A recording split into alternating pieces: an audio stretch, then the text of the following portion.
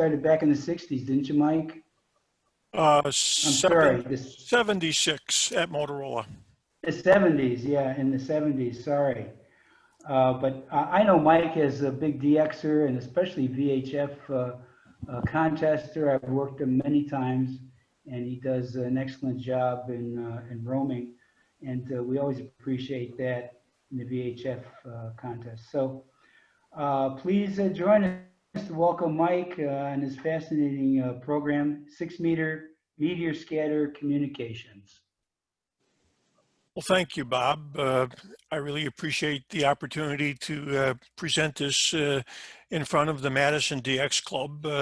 I know several members, and I'm glad that other people joined who were interested.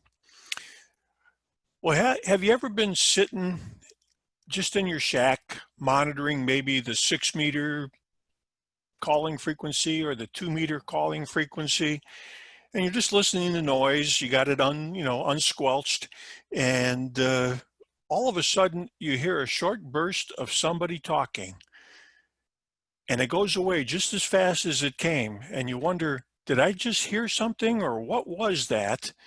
Well, chances are it was a meteor burst that you heard, somebody talking in a far off distant place, 6-meter or 2-meter wise, and it probably was a meteor burst that you heard. I've been fascinated since the first time I've heard this in contesting, and ever since then, I've been trying my best to work meteors and pick up a few new ones here and there. Now, unfortunately for the DX club, you're not going to work too much DX on 6-meter meteor scatter, at least from the Midwest. But at least you can use it to fill in grids and states that maybe you still need on 6 meters or 2 meters. So let me just start by a few definitions real quick. A meteoroid is a small rock or debris that is out in space. A meteor is a meteoroid that burns up in our atmosphere, and then a meteorite is actually a meteor that goes through our atmosphere and actually reaches the surface. We're going to be talking about meteors. The Earth is bombarded every day, 24/7, by small random meteors. They come in from all directions and speeds. There's about 25 million meteors hit the Earth every day of the year. And they can achieve velocities up to about 162,000 miles an hour. Now, there are meteors hitting the atmosphere, the ionosphere, every day, all the time, as I said. But there are more meteors when the Earth passes through the path of a comet. And we'll talk about that a little bit. Those are called meteor showers. And the hams who are interested in meteor scatter work get all excited when there's meteor showers. So can everybody see my pictures? Are you seeing it, Bob? Not yet. Oh, okay. I got Ed saying the pictures look fine here. Okay, very good. Okay, very good. Because I'll be talking to the pictures a lot. Anyways, this is a depiction of a comet tail, and our planets are revolving around the sun here, and this particular depiction is of the Tempel-Tuttle comet, which is the source of our annual Leonid meteor shower. And as a comet passes through, it leaves a debris field with it, very small particles, but nonetheless many of them. Now, when there's a meteor shower, the meteor showers are named after constellations that they appear to emanate from. So here's a depiction of the Perseid radiant. Right, you can see where the meteors are all coming from the one area where it's highlighted Perseid radiant, and that's in the center of the Perseus constellation. So basically all the major meteor showers are named after constellations they emanate from. Now there's 9 major meteor showers that most meteor scatter enthusiasts are aware of, and they're all spread out during the course of the year. Probably the one that gets most interest and most publicity in the northern hemisphere, at least, is the Perseids that just passed. That was July 17th to September 21st, with a maximum on August 12th, and there was about 100 meteors per hour. Not all of them are visible, but there's nonetheless quite a few compared to normal. And I think this one, the Perseids, gets the most attention because it happens during our summer, and people can go outside and at night and be sitting out there and watch the meteors fly by, and everyone gets excited about it. So the newspapers and whatnot always speaks about this. But there are meteor showers happening throughout the year, as you can see. And in fact, the quads and the Geminids are a little bit stronger, and those are ones that fall during our winter time, December basically. So meteor tails, as the meteors come into our atmosphere, they're vaporized in the upper atmosphere, somewhere around 50 to 70 miles up. And this ionization could be sufficiently dense to reflect radio waves in the HF and VHF range. A long meteor tail is on the order of 15 seconds long, which is very long. You rarely see those or hear them, but they are there. But most meteor tails or trails are less than a second long. And as you'll see in a few minutes, they're on the order of maybe a tenth of a second or in that region that we're concerned with. So even though if there's no meteor showers, you don't have to worry. There's enough meteors 24/7 usually to make contact if you have patience, because you have to wait a long time. And there are better times and worse times to try, and we'll try to cover those better times also.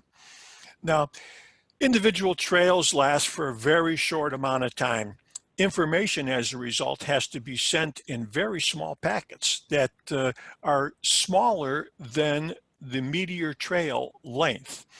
The encoding and decoding of today's modern day 6-meter software that is used is around 72 millisecond long, so that you need a 72 millisecond meteor trail a minimum in order to provide a communication path.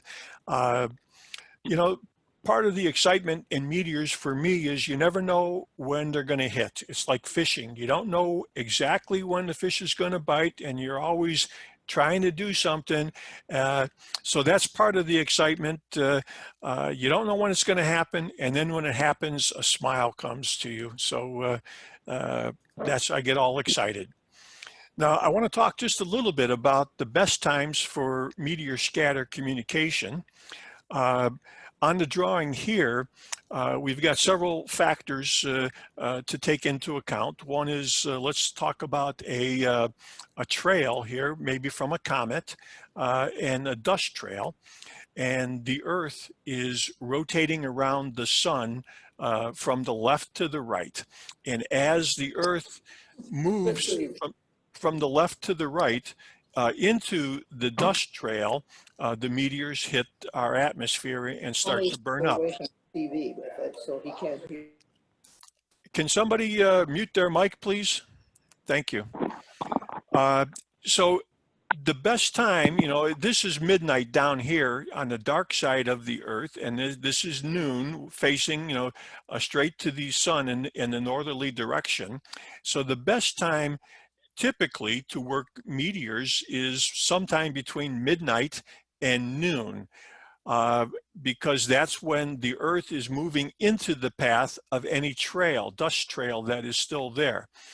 To add a little bit more excitement to it, the Earth is rotating, spinning around on its axis, and as it rotates in the direction that the Earth is orbiting the sun, which is basically from about midnight until about 6 o'clock in the morning, you get the extra added speed of the Earth, which is 67,000 miles an hour is how fast it rotates.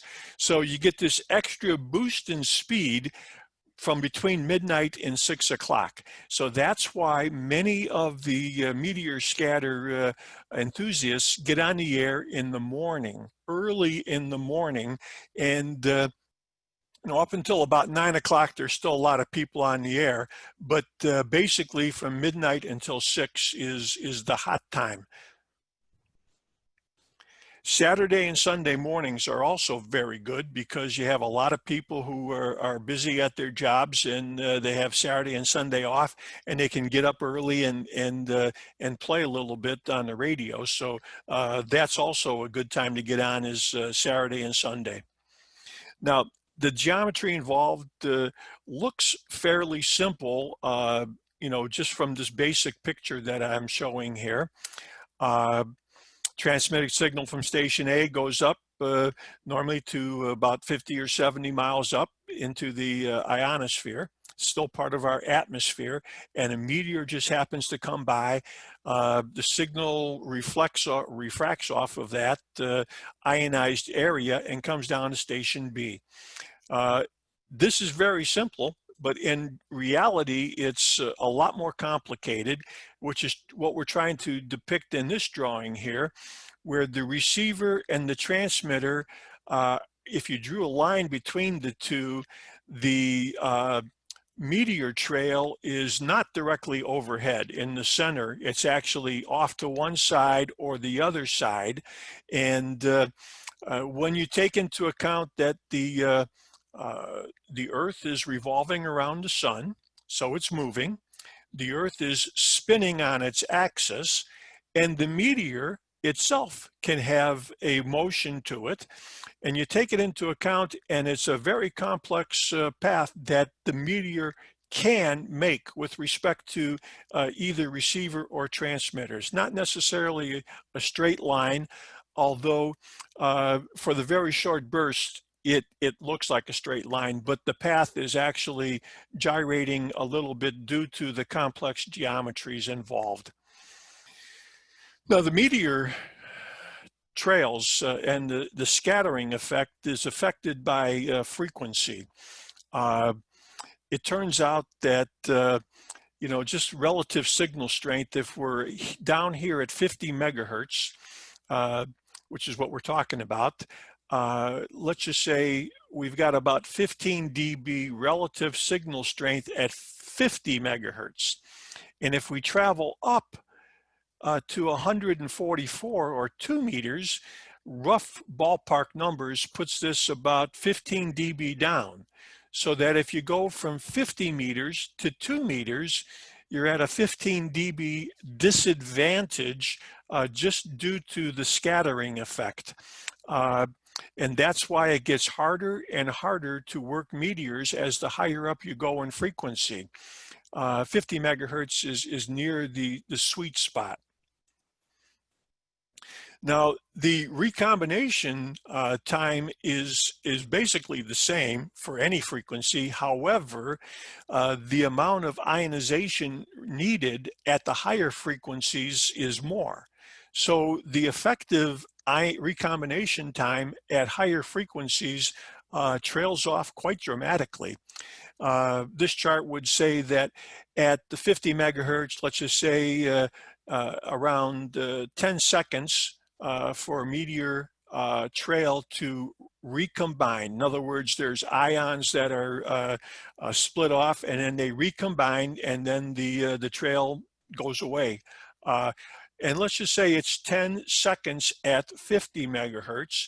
If we travel up to 144 megahertz for 2 meters, you see that it goes down to about 1 or so. So it's another factor of 10 difference in terms of the length of time that the trail is actually there for you to use. So it does get very hard, the higher frequencies.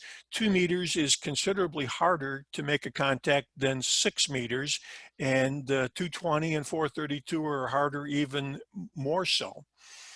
Now, as DXers, we're pretty all familiar with the ground wave that you get from your local coverage, and then the sky wave, your first skip zone, where you can no longer go up at a steep enough rate to get down, and it just your signal goes right through the ionosphere.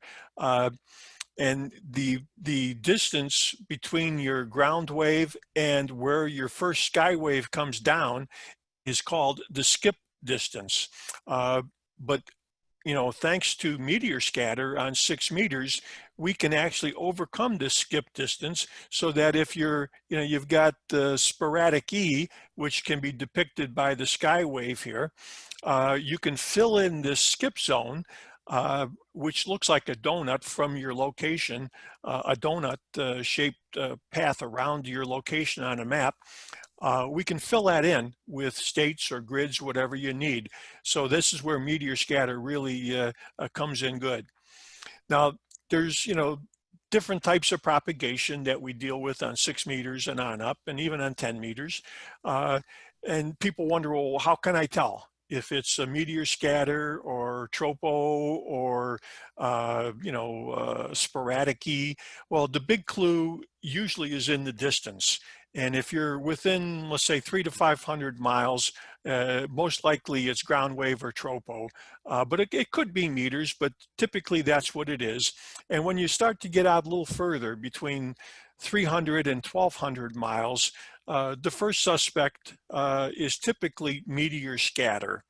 At 1200 to 15, it could be meteors, but you need a very low angle of radiation on your antenna in order to get out to 1500 miles on meteors. So, and anything over 1500 miles is usually double hop sporadic E. The big clue is if the decodes only happen on the bursts. So when you hear a ping and it decodes, you can be pretty sure it's a meteor burst.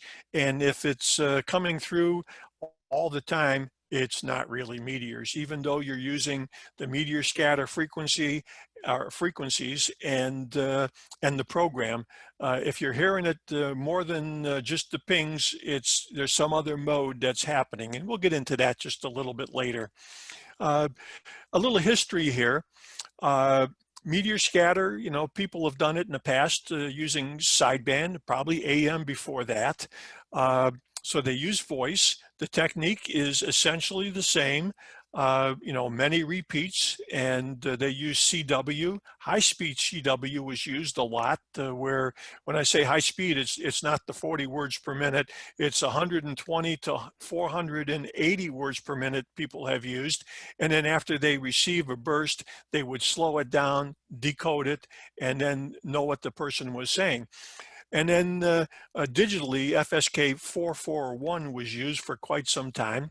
I've used single sideband on some of my excursions up to a few rare Canadian grids, and boy, it was very tiring to do, because you're constantly saying the calls and your grid and everything, and you got to say it real fast because you got to get those pings, and you get worn out. It took me about 20 minutes on sideband to make a conversation with several people back home here in Chicago. We had SCED set up. Now, today's meteor scatter is done a little bit differently. The technique is the same with regards to everything else, but the mode is digital, and it's MSK144, as somebody said before. This is done in a program that's open source. WSJT-X is developed by K1JT and others. It's a great mode. We'll get into some of the details here. MSK stands for medium shift keying. It's continuous phase frequency shift keying, and the baud rate is at half the baud rate. It uses a message frame of 144 bits, and there's tone frequencies between 1,000 hertz and 2,000 hertz. The frame is 72 milliseconds, and that's where we started earlier saying 72 millisecond burst is what you need, or longer, in order to get a decode. When it decodes, it decodes well. Just with the few dB above the noise level, you can get a good decode. Now, just to give you a little, everyone in the DX club here, is familiar with sideband and CW, and there's a few people said they're on FT8. Sideband, you need about plus 10 dB signal to noise in order to copy it. CW, you need about minus 15 for a good CW operator. FT8 is considerably better at minus 21, and JT65 was 25 dB signal to minus 25. MSK144 is minus 8. So it's less sensitive than a good CW operator is. But we find that you don't need a lot of sensitivity here. When you get a ping, they're usually pretty loud. It really reflects the signal quite dramatically. So you don't need a very sensitive receiver, but you do need a decoder that can decode something that is happening very fast, in this case 72 milliseconds. So you need a good decoder. Now, if you have any questions, just feel free to chime in. I'll offer again before we go into a little demo about questions, or maybe after the demo. But if you got a question, you're not going to bother me if you ask it now, if it's appropriate. So go right ahead. Since there are some people on who have used the FT8, I use it. I think it's good. It's a tool, just like Meteor Scatter is a tool. You wouldn't use Meteor Scatter all the time. I wouldn't use FT8 all the time. But the sequence progression, FT8 and MSK144 are essentially the same. So if you're familiar with FT8, half the battle is done already. And if you've got WSJT-X loaded, as opposed to the JT-DX, which does not have Meteor Scatter software in it, you're all set. Just a click of the buttons, a few buttons, and you'll be able to get on Meteor Scatter. Now, standard on 6 meters is 15-second time slots, transmit receive, just like FT8. A big difference is that there's no auto first call. And what I mean by auto first call is you have you can set up your FT8 so that you call CQ, and the first person that's decoded is the person the program is going to select to work. With MSK144, that's not the way the software has been written. You have to sit there, you have to watch it. When you receive a ping and decode a ping that is targeted to answer your CQ, you have to double click on it. After that point, the rest of the automation can be turned on and it will flow just like an FT8 QSO flows, but there's no first call. So if you call CQ, people can be answering you, but if you don't double click on their call, you're not going to start the transmissions to that particular station. So another difference is that stations hang in there an awful long time waiting for pings. You'll see some examples where it's not uncommon, 10 minutes listening to noise before they get a ping from you, and some stations are more than willing to keep going because they need your grid or your state or whatever. But a QSO can take as short as 1¼ minutes, like an FT8 QSO, or 10 minutes or longer. So, ops to hang in there for a longer period of time have a chance to make a few more QSOs. The other difference is on FT8, you have to wait until about 13 seconds in before the first decodes happen, and you get a chance to see what's going on and who's calling and who's on the air. In Meteor Scatter, MSK144, it's real-time decoding, so that even partially through the 15-second window, if a ping happens and it decodes, you will see that on your screen, and we'll go over that. So here's an example of the real-time decoding. I'm going to get it going here. Unfortunately, I did not capture the audio, so you're just going to be able to take a look at it. The sequence is 15 seconds, and that's why there's 0 to 15 and we're listening right now in receive mode. If a ping happens, you'll see a little ping show up here. The vertical axis is your audio frequency spectrum, basically from 1 kilohertz to 2 kilohertz. And again, time is on the x-axis. When a ping happens, it will immediately show up here. There's a ping, and very light ping here, and you can barely see it on your screen, but that's the ping, and it decoded.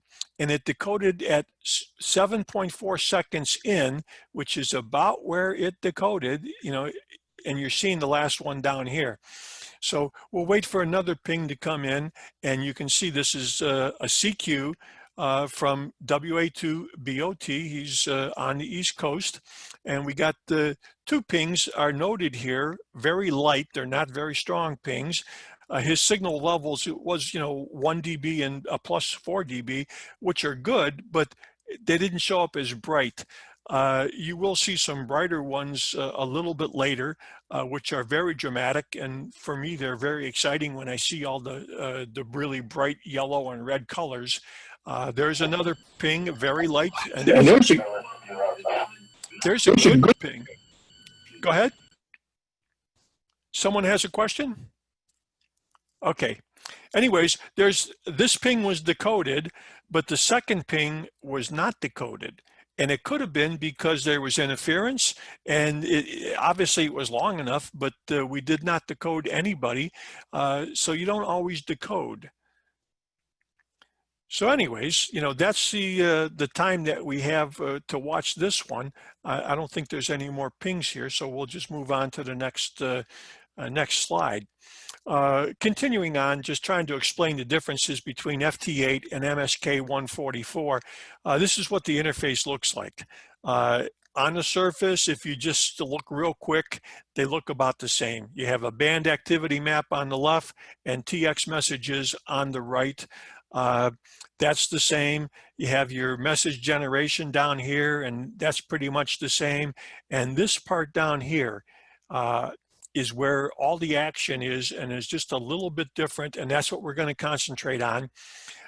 Just to highlight that, to bring it up close just a little bit more, you can see that the message generation is very similar between FT8 and MSK144, and here the receiving side, showing the amplitude coming into the decoder is identical, and the top row of buttons is fairly much identical.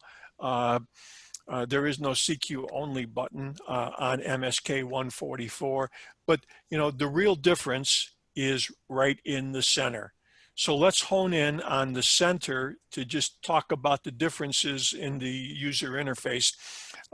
You'll see that both of them have a even and odd. You check this if you want to go first or even, same on MSK144. On FT8, you have a hold TX frequency, and that's because you have a little itty bitty slot over across the spectrum. Everyone has their little itty bitty spot where they put their TX signal, hopefully in a clear space. We don't have that ability on MSK144.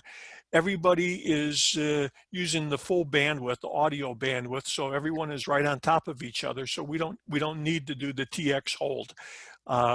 That does cause problems, and we'll talk about those later.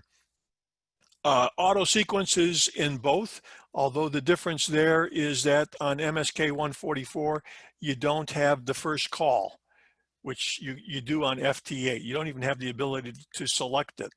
The report is essentially the same, and you don't have a chance to set your transmit frequency or your receive frequency per se, like you do on FT8. You can move the center of your receive frequency up and down a little bit. I don't personally use this. Most people are pretty much right on the 1500 center frequency or close to it, and that's what everybody seems to strive to. So I'm not sure this is very functional. There is an F tolerance in which, later you're going to see signals coming in and people's transmitter frequency is a little bit off. And if the frequency that they're transmitting and you're listening to is greater than 200 hertz off, you're not going to decode. So typically I run at 200, which is the maximum bandwidth for Ftol. You can go narrower, and we'll talk about reasons why you would want to do that, but I operate at 200, and we'll touch on that in a few minutes. This is what you see in the band activity chart. Again, it's fairly similar to what you might see on FT8. You do see stations calling CQ or answering other people in a conversation all at the same time, just like on FT8, but everyone's on the same audio frequencies between 1000 and 200 hertz. So let's go through this just a little bit here. UTC is the same. It's just the universal standard time, Greenwich Mean Time. And it's hours, minutes, and seconds. Note that in this case, they're either 00 or 30 in every case. We'll talk on that in a minute. The dB is the signal to noise ratio. You don't see a lot of -20 numbers on Meteor scatter. You usually see numbers, -10 and above. I've never seen anything much less than -10. Meteor, when you hear a Meteor ping, it's usually pretty good. The T number here is the time that the burst was heard within the 15-second window. So on the top line in green, there's a Canadian station, VE4 AMU, calling CQ, and I decoded his signal at 7.1 seconds into the 15-second window. The next one down is a W4 IMD, who is on 6 meters a lot every day. His burst came in at 11.7 seconds into the window, and another one came in at 12.1 seconds. What I highlighted down here is that you can get multiple bursts in the same 15 seconds. So that's what you're seeing here. And that in this case, I'm working a KT9L station, and his burst within the same 15 seconds, the first one came in at 5.7, then the next one at 7, and the next one at 8.3. So you get multiple bursts coming in. The frequency is the center of the audio frequency band that the signals are being sent in. You can see they range basically from 1503 to 1558. And this is what I received them at. And that's a function of the calibration of my radio and their radios. So in any event, if there's about 55 hertz difference, if this is where the Ftol comes in. If I have 200 hertz and I can go, within a 200 hertz bandwidth, all of these stations would be decoded. But if I had the setting at 50 hertz, some of them would not get decoded because they were outside of that bandwidth.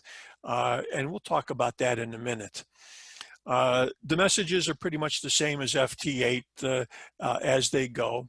So we'll skip that for now. Meteor scatter, the messages are the same as they've been for a long, long time. This is what it looks like. This is a fictitious QSO between Joe Taylor, K1JT, and K9AN, another one of the authors of the program. So Joe calls CQ, and he presents his grid at that time. And he keeps calling until someone comes back, and K9AN comes back and gives the grid. When Joe receives that, he says, oh, okay, K9AN, this is K1JT, here's your signal report, okay, in terms of signal to noise ratio. He'll keep sending that until K9AN says, okay, Roger, I got that. Roger, I got it, and here's your report. And then K9AN will continue to send that until he receives a Roger 73 or maybe just a plain Roger, Roger, Roger from Joe Taylor saying, I got you. And essentially at that point, the QSO is complete. And the 73s at the end are optional. A lot of people like to see the 73s during normal operation, during contests. They just go into their CQ again. And if the other person copies that they're calling CQ again, they know that the contact was good. Now, this is a signal strength exchange. There is a contest mode that's available and is used and will be used this coming weekend as a contest mode. So make sure that's turned on this weekend for the VHF contest, in which instead of the signal strength, you exchange grids. And it's the same as FT8 contest mode, where it's the same exchange. So that's all you really need to know there. Getting on the air, station requirements. Amazingly, it's not that complex. Just about any 6-meter transceiver will work. RF output of 100 watts is good to start. More power is better, you'll see that. But 100 watts will get you on the air and get you contacts. Any modern receiver is more than sensitive enough. As you saw, its sensitivity is somewhere between CW and sideband. So if you can copy good CW and sideband, chances are you're going to be more than fine for meteor scatter operation on 6 meters. Horizontal polarization is used on 6 meter.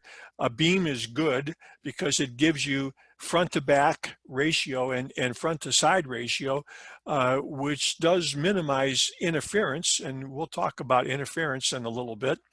And of course, you need a computer to do the decoding and some software. WSJT-X is the software I use. Again, I'm not bashing it, but JT-X is a DX program. A lot of people like to use it because they like the way it works better than WSJT, but it doesn't have MSK144 and some of the other EME type of communication protocols. And then of course you need the audio interface to the transceiver. It's identical to FT8. This is the station I was using, for the demo here. Just a good old Kenwood TS2000X. I've got a signal link interface back behind the computer. You can't see it, unfortunately. And then I've got an older Windows 8.1 box that runs on 3.5 gigahertz. It's a gaming box, so it's a pretty good computer. Let's talk about the antennas just a little bit more. You can maybe make a contact and hear people. You can definitely hear them with a dipole antenna, but I wouldn't recommend it. I would go with a 2 or 3 or 4 element 6 meter beam. But if you try to go too much beam, that could be somewhat detrimental. And this diagram is trying to depict that a low gain beam, maybe 3 elements, has a broad path, and it illuminates a larger part of the ionosphere compared to a beam with many elements. With many elements, you have a high gain. It's a narrower path, so you're going to miss some of the meteors, but the meteors you do get, you'll receive a much stronger signal. So, I'm not, I haven't used one of the bigger antennas, so I can't tell you for sure if it's a good idea or not. What I will tell you is that just a simple 3-element beam is all you need, and it seems to work well. This is the one I've been using. This program was put together back around the January contest. So there's my antenna. It's out by the garage here, using a portable pole. It's up about 25 feet, nothing fancy, just a 3-element M squared, 6 dB forward gain, and about 28 dB front to back. And that's really what you want, is a good front to back and side to front, so that you can minimize interference that you're hearing from others, and you're also presenting to others. So it doesn't take much of an antenna. Timing, FT8 requires pretty good accuracy. You don't need real good accuracy for the MSK144. 1 or 2 seconds of, is usually good, but you're hurting yourself if you're not closer, because that 1 or 2 seconds that your clock is off means that you're not hearing the other guy for 1 or 2 seconds. And if a ping came through during that 1 or 2 seconds, you wouldn't hear it. And likewise for the other side, he wouldn't hear you because you're probably still transmitting when he's, transmitting. So you want to keep your time fairly synchronized. If you're concerned about, how good is your time right now, there's a great website called time.is, time.is. And if you just type that in, it'll bring up a website that looks like the one on the right-hand side. In my case, it says that my time is 0.034 or 0.043 seconds off, and that's considering that's pretty good. So you can check yours by just using time.is. Synchronization, the Windows clock typically isn't that good. Many people use Dimension 4, which is a very good program. I used it a lot when I first got into FT4. It does a pretty good job, but I do like to rove. And when I put the radio in the car, Dimension 4 requires internet access. So that was a little harder, especially when you're out in the sticks in the middle of nowhere. And you can't get internet access and you can't get cell phone access, so it doesn't work for you. So I went with a GPS puck, inexpensive. I don't remember what I paid for it, but it was on the order of 15 bucks, and a program called NMEA Time 2. And the NMEA is basically a marine standard for protocol for the data, and then the program is NMEA Time 2. There is a slight fee, one-time fee, and it allows you to put the program on as many of your own personal computers and devices that you'd like. And it syncs to within a few milliseconds, so it's really good. Anyways, the power that's required, we talked about this briefly. Unlike FT8, real-time decoding is used on MSK144. It demands more power. The Ftol is, the decode setting that allows you to use a computer that is a little bit less powerful. I have my setting at the max of 200 hertz, so that everyone I hear is I've never heard anybody anywhere near 200 hertz off, but you can see, I've seen them at 50 or 100. So, you do want to have that as wide as possible. But if you're having trouble, because your computer doesn't have enough power, you can narrow that up a little bit and maybe go to 100 or 50.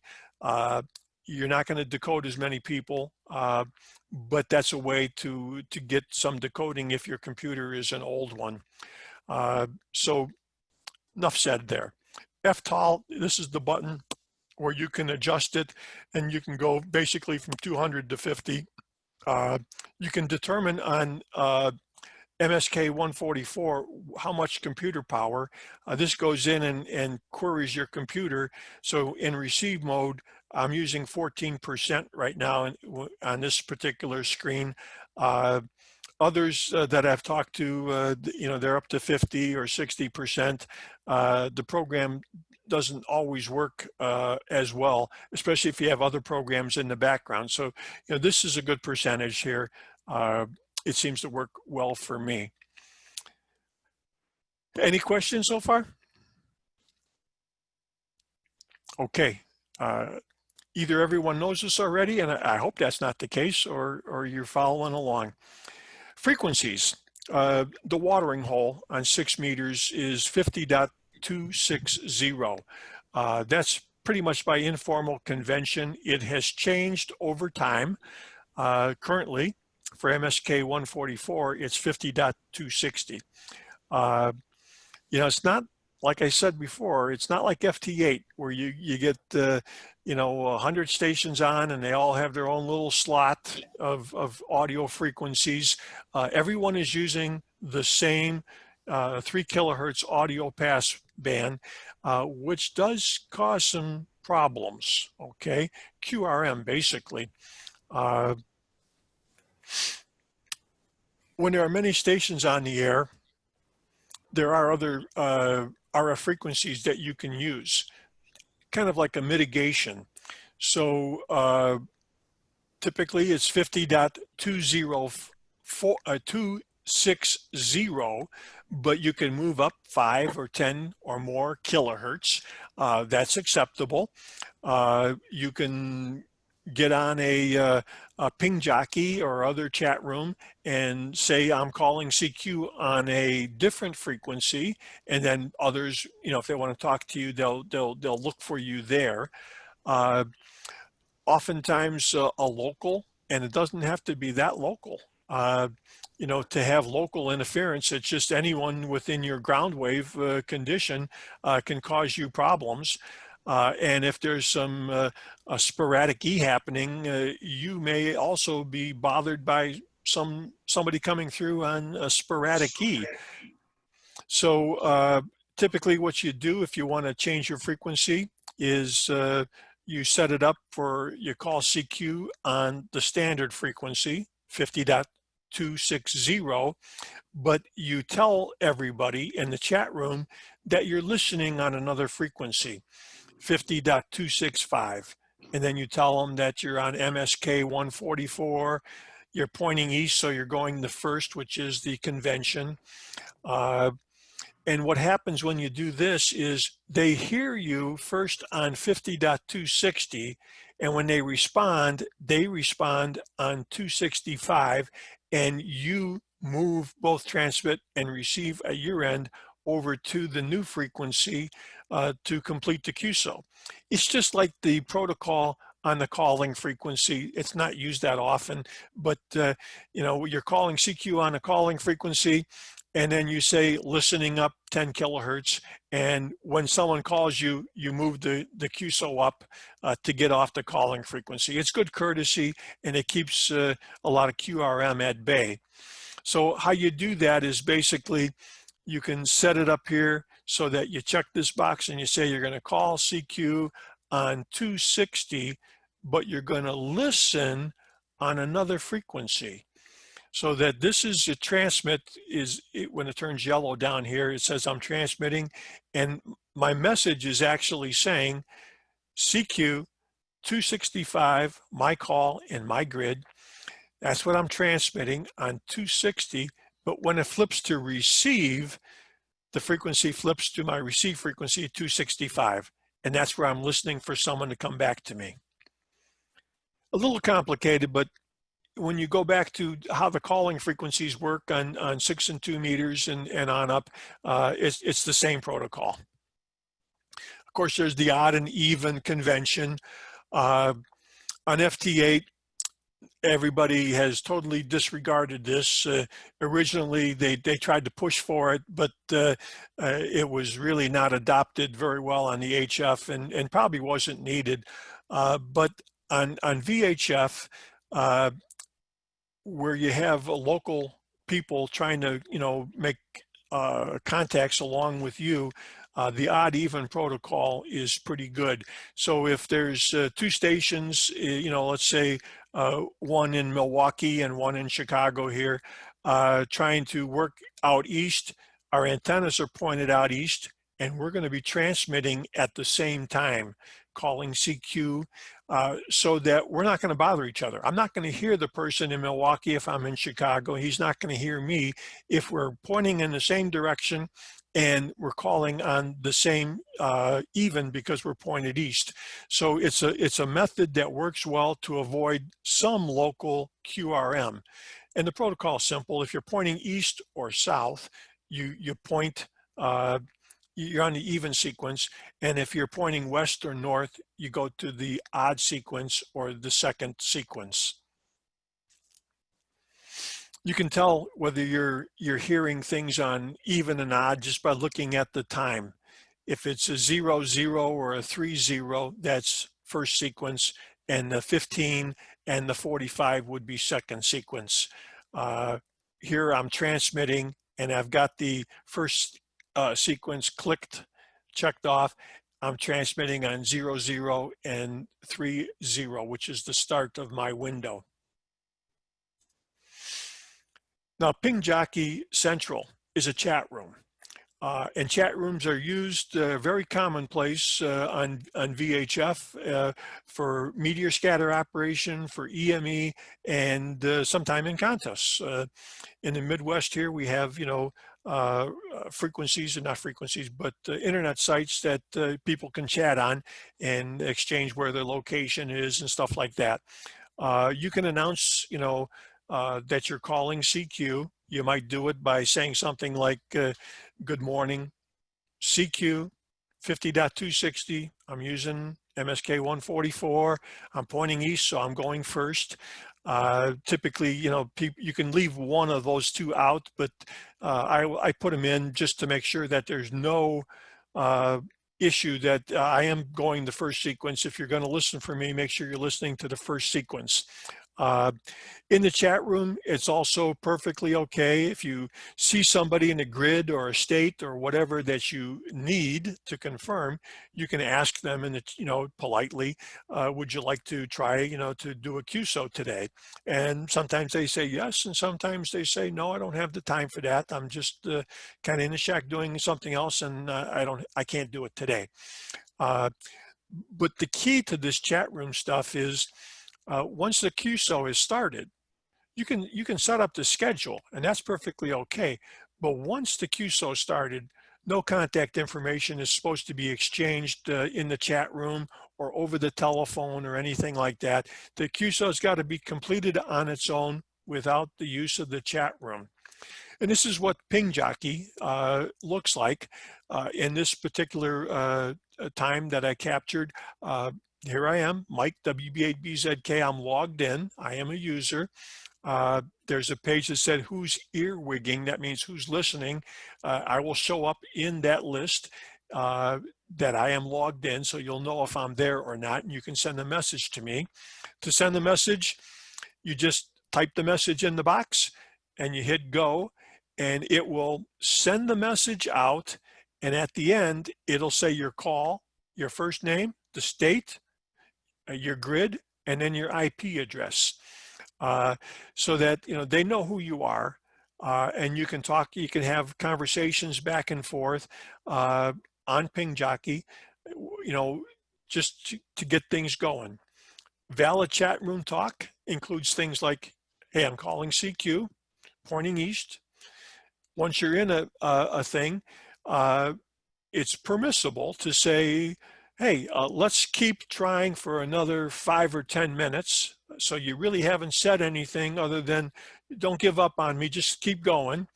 You might say, hey, K8 Zulu radio, I'm still running, so don't give up on me.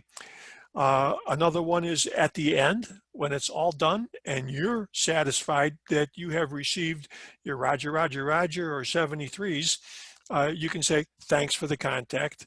And typically if the other person's on, they will thank you in return. And unfortunately, sometimes you have to say, hey, let's call it quits. There's not enough rocks. We're not making it. We've already used up a lot of time. I got other things to do. Let's move on. So, but there's no real communication, no QSO information before the QSO is complete. So I tried to capture a QSO so you could see how long it takes and you see how that progresses. This was back in June at about 6 o'clock in the morning. And I'm doing some listening. You can see this is what the DXMAPS look like. On DXMAPS, the meteor scatter shows up in blue as a blue line. And this WA2BOT, you only see the partial OT at the end here. He was just in communication with the station in Indiana. So there was, there's some meteors up there and the right path and everything. The green is tropo, contacts, and then the red is good old-fashioned, ES, sporadic E. So you'll see the blue typically in the mornings more than the rest of the day. But this is what it looked like, and there was no sporadic E path per se between myself here in northern Illinois and out in the East Coast. So I tuned in, and I'm just on the regular frequency, 260, and it was just before 6 o'clock in the morning. There's a station, this WA2BOT is calling CQ. He was about 760 miles from my location in the northwest suburbs of Chicago. At this point right here, I said, you know what?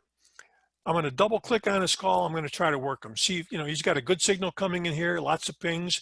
So I double clicked, and that moved that line up to the right-hand side. So there you go. On the next transmit cycle, on my transmit cycle, I give him a call. So I give him a call, WA2BOT from WB8BZK and my grid, Echo November 52. Nothing happened.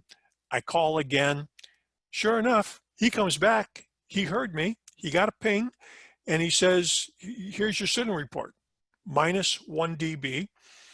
And then during that same cycle, I got 2 pings from him. So I came back to him saying, Roger, I got your signal report. Your signal report is +1. So we're about the same level, but he didn't hear me. So he came back another time, another cycle, saying, here's your report. I'm waiting for your Roger. I go back, Roger. He did hear it that time. And then he came, no, he didn't. At that time, he still didn't hear it because he would have given me Roger, Roger 73. So I sent it again. And then finally, he came back with the Roger, Roger 73. I got many pings, many decodes at the same 15-second interval, spread from 3.8 to 13.6. So many pings were decoded there. And then I sent 73s. He continued to send Roger, Roger, and then finally he switched to 73. I sent 73s just for fun, and he sent more. So we were confirmed, and that was a good QSO. It happened fairly quickly. This is going to take a few minutes. Maybe we'll stop it early, but let me get it started. This is that same QSO in real life. At some point, I double-clicked here, and you see it moved it over here, and I started transmitting when it was my cycle. So here were some of his previous CQ pings there, and I'm transmitting at this point, and we're just ending. Now I go to receive, and there's a ping again, but I didn't decode it. And let's see what happens here. See if we get another ping in here. He was coming in pretty good. I didn't receive pings from him, so I sent the same message again, which is just saying WA2BOT from WB8BZK, Echo November 52. And go back to receive mode now. Oh, he heard me. And when his response here, he gives me a signal report. A couple times I decoded now his signal. His message comes back in red, highlight red, which is good. Now I went back to my transmit. This time I said Roger and gave him his report for the first time. It seems to take a while. It's not much different than FT8, except it takes just a little bit longer because you don't always get pings going in both directions. So then he sends his message again. He didn't hear my Roger yet. He's just sending my signal strength back to me. And I send Roger again, hoping that he is going to copy my Roger and his report and come back with a Roger, Roger 73, or maybe just Roger, Roger, Roger. No, I didn't get it that time. Somebody else was decoded though with a good ping there. Another station, unfortunately, I can't read what the station ID is. So we're getting other people's pings mixed in there. I'm still sending Roger message to him. So WA2BOT hasn't received my Roger message yet. I'm transmitting near the end. I go to receive, and let's see what happens here. See if he comes back with a Roger, Roger yet.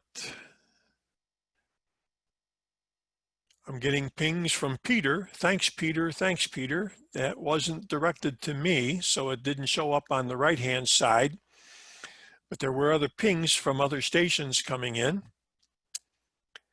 I'm transmitting again my Roger message and signal strength to the station out east, and it's his turn now. Oh, and there we go. Roger, Roger 73. And then someone else is calling CQ in the middle of that. And a thanks Peter comes in. So lots of pings happening right there. And then immediately upon me sending 73, this little box appears, which for me means that the program thinks the conversation is over, and I'm ready to log at any time that I feel confident. I wasn't confident yet because I'm still getting Roger, Roger 73s from my other side of the conversation, and then finally a 73. So at that point in time, I just called it quits and I said, it's a good QSO. Let's move on. And I'm trying to figure out why I can't advance this. Okay, so here's what the logging window looks like. It's identical to the FT8 logging window in every respect, except the difference is the reports may be a little different, and it says MSK144 instead of FT8. You hit the OK button when you're satisfied that you've got a good QSO. It just so happens that both myself and WA2BOT were on the ping jockey at the time. I didn't know that before this, but he immediately sent me a message saying, WB8BZK, thanks for the QSO, good morning. And it says, you know, from Jeff in New York. And I typed this in probably the same time he was typing his message in. It just got sent a little bit later, and I thanked him. WA2BOT, thanks for the QSO. We're done. And that just kind of solidifies the whole thing. It also, I like doing this because others know that I am active on the air right now, and now I'm available if anyone else wants to talk to me. So many ups and downs of meteor scatter operation, and there are plenty. Strong pings is one of the ups. You can see in these two screenshots here, the pings were coming in very, very strong, and that's exciting, and it's fast moving. At that point in time, this was another QSO in New Jersey, 750 some miles, and it went fairly quickly. So that's, you know, strong pings are exciting. A negative is a local who maybe one of your buddies who is on the air at the same time you want to get on the air on 6 meters. And this is what it looks like. Instead of seeing little pings, you know, little blips like we've been seeing, I'm decoding this station in Lake Bluff about 23 miles away the whole time. And that's the only thing that's going to get through. If a meteor ping came through, it's probably going to be covered up by the local station. So you don't want to be listening when the local station is transmitting. You want to synchronize your transmit with the other station's transmit to avoid this mess.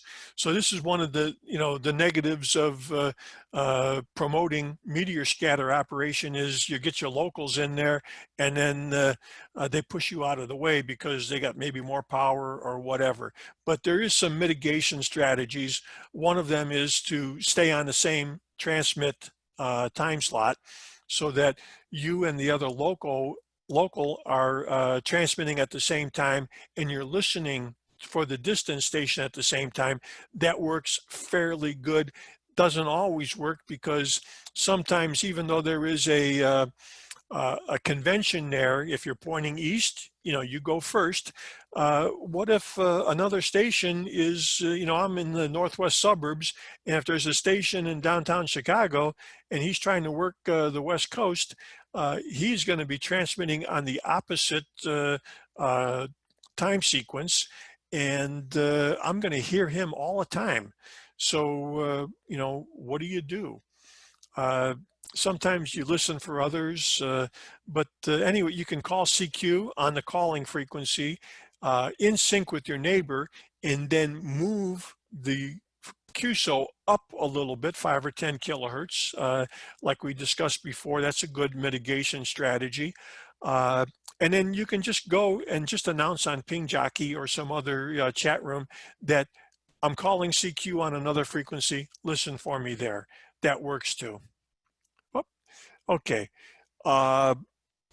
Sometimes you're in a meteor scatter contact, and ES happens at the same time. And here's where I believe these are meteor scatters here, and then in the longer periods are sporadic E, where that same station came in gangbusters on sporadic E. So you can get them both combined. Could be good, might not be good. Patience pays off in meteor scatter. Here I'm calling CQ, and I called for a while, and a Canadian station came back, VA3SK. I said, okay, let's go. So I double clicked on his call. I started calling him, and I just kept calling and calling and calling, and I decoded nothing at all on pings for 13 minutes. No pings from anybody. And then all of a sudden, I'm glad I kept it up. I went back to calling CQ again. I gave up basically. And then the guy came back again. He said, Roger, he got my report. I said, Roger, 73. He came right back 73, and we were done. But there was a 13-minute period there that no pings were received. So patience pays off. High power pays off too. Here's a QSO that I was on Ping Jockey, and Tony, K8 Zulu Radio, a lifelong friend of mine from high school. He's on there, and he says, hi, Mike. And hey, hi, you want to try? Now, we've talked many times on meteors and other modes, basically between the far east side of Cleveland and the northwest suburbs of Chicago here. But he said, sure. So, we set up how we were going to do it, who was going to go first and everything, and what frequency. We actually moved off frequency. We're on 270 here, so we didn't interfere with anybody. About 10 kilohertz up off the calling frequency. And it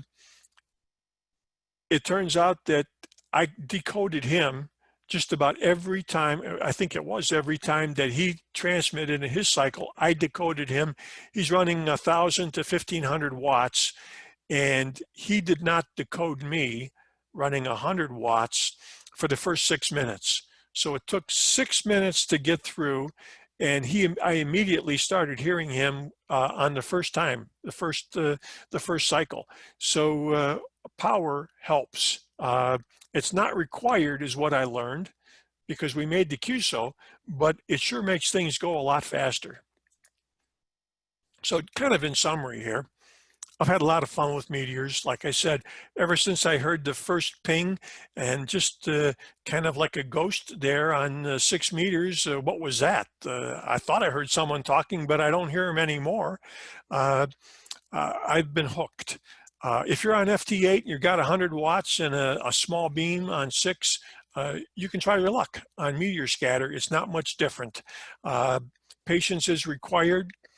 Some contacts take a while, like you saw.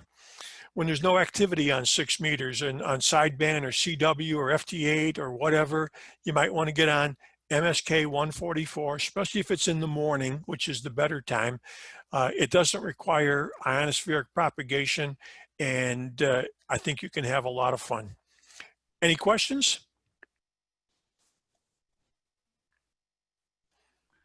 Mike, you showed a slide back about 10 slides ago that showed a E-skip burst coming in at the same time as the meteor scatter bursts. Right. And I think it was very interesting because one thing that I hadn't noticed really until MSK144, and you could see it on the screen, is the polarity rotating on the signal, and you can just see it go up and down the whole time on the graph. It's very interesting to see that. Exactly. Just a comment. No, that's a great comment, Lance. I'm glad you joined. I really appreciated your talk last month at the club meeting. Thank you for doing that. That is exactly what's happening, is it's rotating, and it's actually, the signal is rotating and is going up and down in fades, okay? So it was a pretty good signal at that point, but there were both meteor, the conversation, the QSO started out with meteor burst and ended with sporadic E in that case. It's the kind of fading that we never recognize on sideband or CW, because those are such longer duration things. But this very, very fast flutter from the polarity rotation you can see on the screen. It's pretty cool. Right. Hey, Mike, one other thing I should mention is one of the big differences between just the ambient meteors during the week or something and the major showers is like with the Perseids. Those are the showers are the things that usually bring the big overdense meteors, where instead of getting pings, you get bursts that last for seconds. And I've even had a burst last over a minute on back in the day of sideband, where we ended up chatting a little bit on the burst. It was almost like E-skip. It would last a long time, but those big rocks usually are not available to you for randoms. You won't have to wait for the big showers. That's right. And interesting that you bring up the last meteor shower that we had. I almost thought that there were too many people on the air. There were pings all over the place, and a lot of local people were on. W9XT, Gary, who's on in the crowd tonight, made a comment about there's a local on the calling frequency right now, and I'm pretty sure he was talking about me. Anyways, and Gary's is not that close to me. I don't know how far we are apart, but anyways, he comes in really well, and I decode him 100% of the time. So he's essentially a local. Mike, it wasn't you. There was several other stations. Those times there was like 3 stations that I was hearing at constantly. So yeah, well, it was good to hear, Jan. But I just wanted to point out that Gary and I are separated by a fairly good distance, but yet when it comes to this, if my antenna is pointed east and anywhere near in a northerly direction, Gary is very much a local to me. So mitigation happens. Gary, I think you actually said, let's go to 2 meters. So you did. Yeah, I think during the last Perseids, I got on and caught a few new grids, but on 6. But a lot of people were moving off to 265 or 270 because of the crowd. I mean, yeah, you had 2 or 3 locals CQing within the Chicago land sphere of influence, and you're right, it would just basically plug your screen up. Yeah, I remember that. In fact, I saw stations going down as low as 250 and as high as 280. There was one particular morning where the meteors were wonderful, and you had to spread out. Yeah. Look forward to that happening again. Yep. Other questions or comments? Good conversation. I just want to thank you, Mike, for a fantastic presentation. You really covered all the bases for me anyhow. And I've worked half a dozen of you guys, I think, Lloyd, Dana, Bill, you, Mike, on FT4 anyhow, not Meteor yet, Lance and Jim on FT8. I'm in Echo November 29, EN29. Anyone looking for that grid? Because there's a chunk of Minnesota in there. People looking for the full grids in the United States might want mine. You can fire me an email. It's good on QRZ, and I'm usually on Ping Jockey in the morning when I'm doing meteor scatter, just 100 watts and a 4-element. But glad to help anyone out who needs my grid. Back to you, Mike. Thanks, Chris. Hey, Chris, are you the fellow that has another location available to you in Echo November 18, or is that one of your neighbors? No, that's one of the Manitoba guys. I got turned on to this group here tonight by Barry, VE4MA out of Winnipeg. And I think it's one of his buddies that has got that, a cottage somewhere.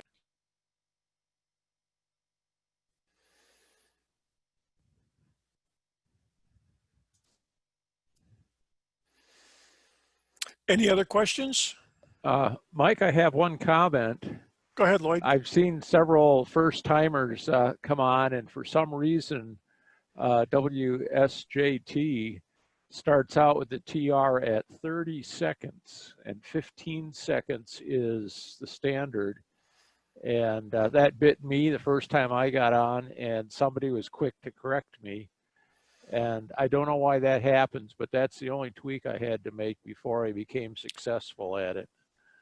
Well, Lloyd, I think you are correct. I think when you first load the program and you have never gotten in the program before, because once you load it and you make the change, that information is recorded somewhere, in your files.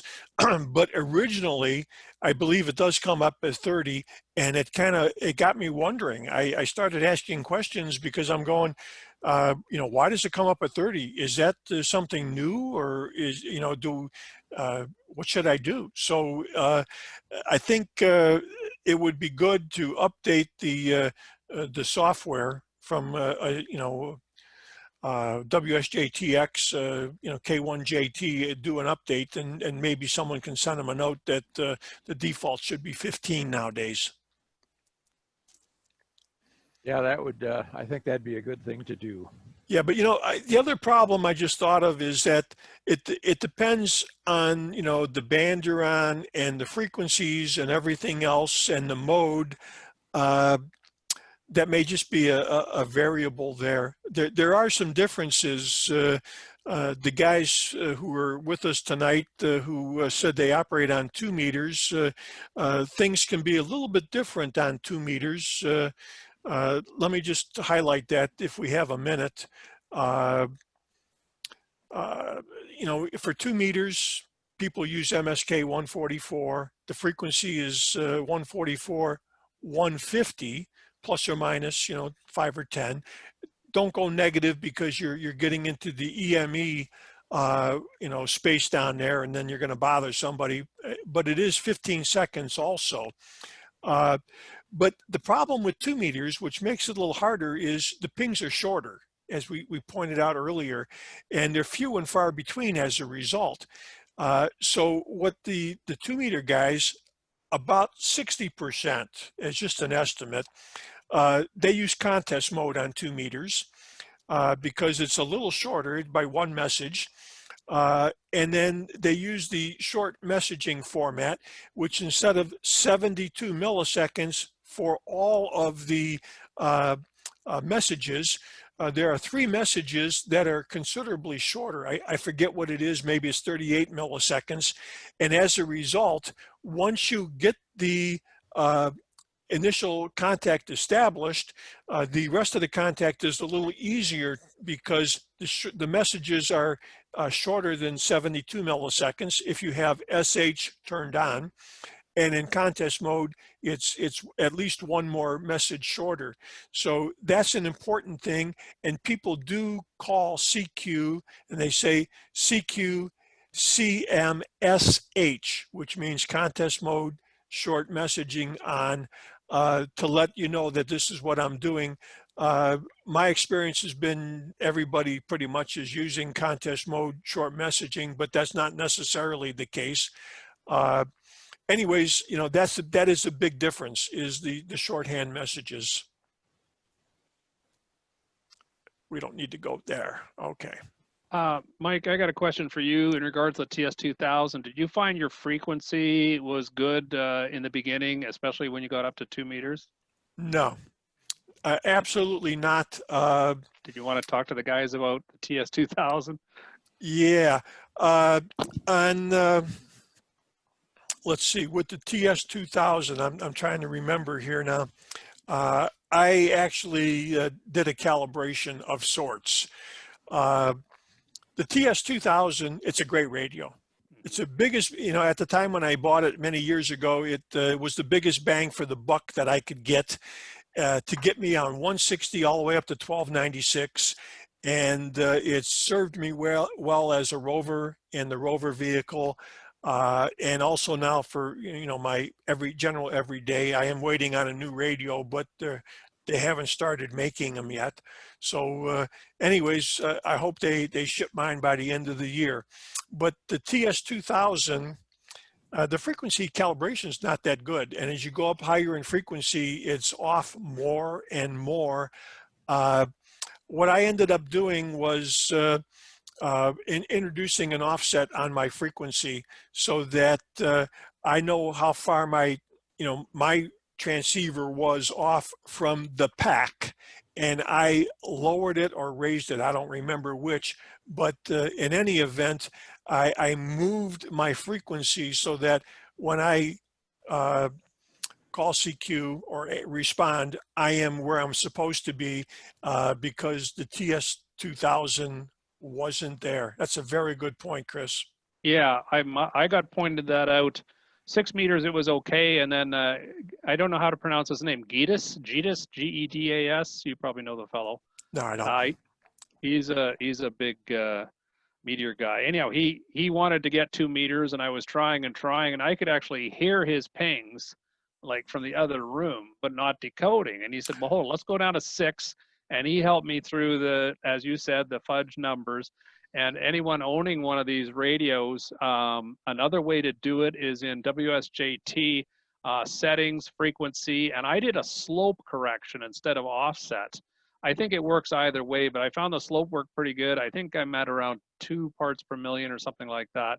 And it just fudges it up. Like for instance, I've got it on set on FT8 right now, 50313.11 on my dial gives me 313 right on. So any one of you guys out there with the TS2000, be a little cautious, and you can adjust it yourself by looking at PSK Reporter and just seeing what the crowd is seeing you as and tweak it that way. It doesn't take long. It's not very hard, but just a little caution there. Back to you, Mike.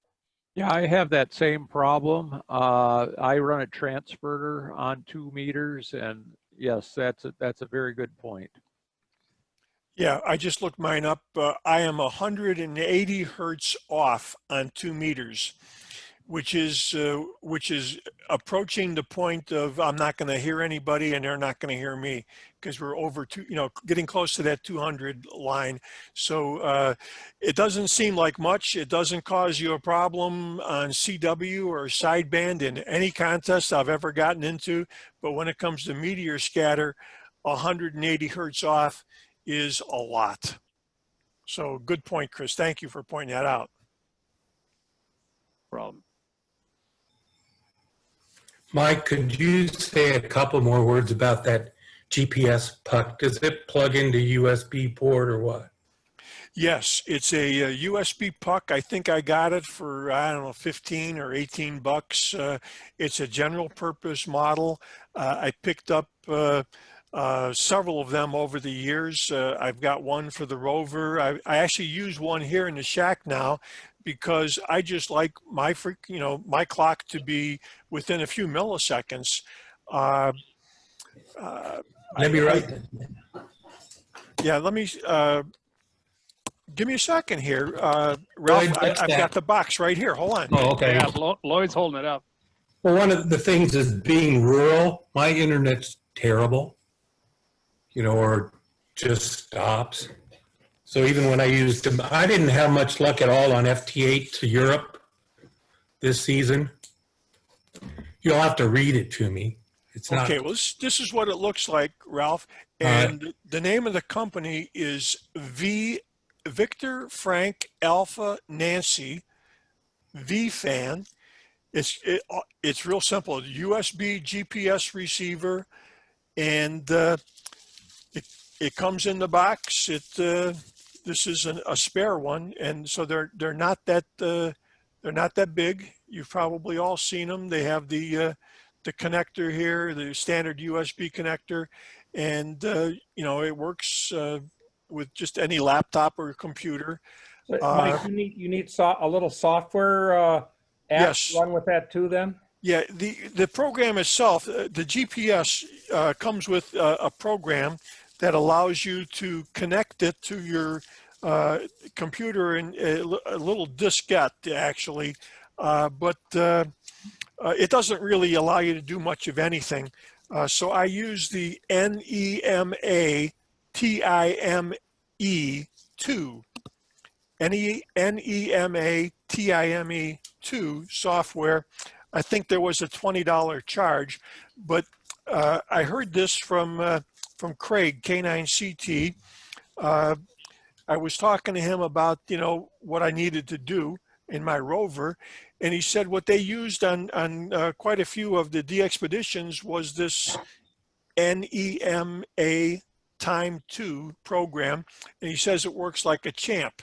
So I went, he sent me his license, and I didn't want to use it because it's supposed to be just for you. But so I bought a license online, downloaded the program. It works like a champ. Mike, another option is IK2BKT. It's BKT time. It's free. It not only updates your computer from a GPS puck or from the internet, but it also reads out your grid square. So it's great for roving. And I've used that when I'm overseas on EMED expeditions. So you might want to think about that too. I have one comment on that program. The program's excellent, but when you go to the website to download it, it offers you a bunch of crapware to go with it. You don't have to accept the cookies, and you don't have to accept the bundled software add-ons. Read the screens carefully, and you'll find the clean version tucked in there in amongst all the crapware versions. And what's the name of that software again? It's BKT time. You can look it up under on QRZ under IK2BKT. Italy Kilo 2 Bravo Kilo Tango. Okay, thanks. So this is what the screen looks like for the program I'm using, the NMEA Time 2. I'm locked, and it's good to 0.2 milliseconds at this point, which is pretty good. Shows your GPS status. I have it just taped to my window, so I'm actually, it's kind of flat against the window. It's not pointed up like it should be. I'm still getting all these satellites, and they're coming in good. And then it's got a loop status, which is kind of telling me that, you know, over time it goes up and down about 5 milliseconds here over a long period of time. So it's keeping me right where I want it to be. And the nice thing about, you know, using something with the GPS is if you're portable, Lance, you do a lot of work going out in the middle of nowhere, and you need something. So, you know, the program you use is probably really good too, but you need something that you can use a GPS. Mike, Joe in the chat room mentioned 10 meters. Is there something in the FCC about using MSK144 on 10 meters in the United States? Well, 10 meters, let me share my screen again. I'm not sure that I'm sharing the screen I want to share. Hold on, let me, screen 2. Are you guys seeing the references page? Yes. Yes. Okay, because then, Yes. okay, so for 10 meters, what I understand, I've not been on 10 meter meteor scatter, but what I understand is they use JT9, and it's a version G, so it's G mode. There's several modes to JT9. Unfortunately, the JT9 G mode is not in the latest, 2.2.2 version of WSJT. So those who use it have an older version of the code, which works because you can have both of them loaded at the same time. I believe they're still on a 15-second period, and this is the frequency, but they're highlighted in red here because I am not sure. But the JT9 is not a real-time decode program. It works kind of like FT8. Is it illegal to use MSK144 down there? I don't know why it would be or wouldn't be. I'm not Yes. familiar with that. I put this Yes, on here. that's why they use JT9. That's why they use JT9, is that the MSK144 is too broad a bandwidth for using on HF. Oh, Okay. I see. Well, there you go.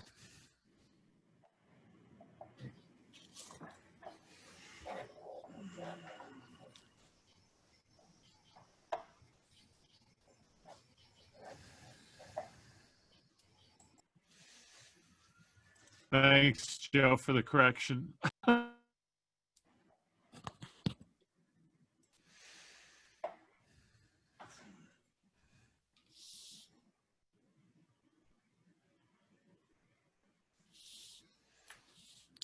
Any other questions or comments? Well, I'd like to thank everyone for sticking around. It was a little bit longer talk than most. Thank you. It was a great talk. Really, when I first saw your slides, I knew we were going to have a good program here, but well, your presentation skills are really superb, Mike. And you've done a great job. Interesting, very thorough. I've worked some meteor scatter on 6 and 2 on sideband and CW, but you got me all psyched up now for doing MSK144 and probably a couple other people here as well. So thanks so much. And, there's a number of people who came in late. I won't mention everybody, but hello to you. Thanks for joining us. And I'm sure you're going to want to hear the full presentation from Mike, and that will be available on the club's new YouTube channel. And you can access that through the Madison DX Club website. So just type in, just Google Madison DX Club, and it'll take you to our website and the link to the YouTube channel. So thank you so much, Mike. Really a great, great job. You're welcome. And thanks to Lance too. Boy, Lance, it was nice to see you on here.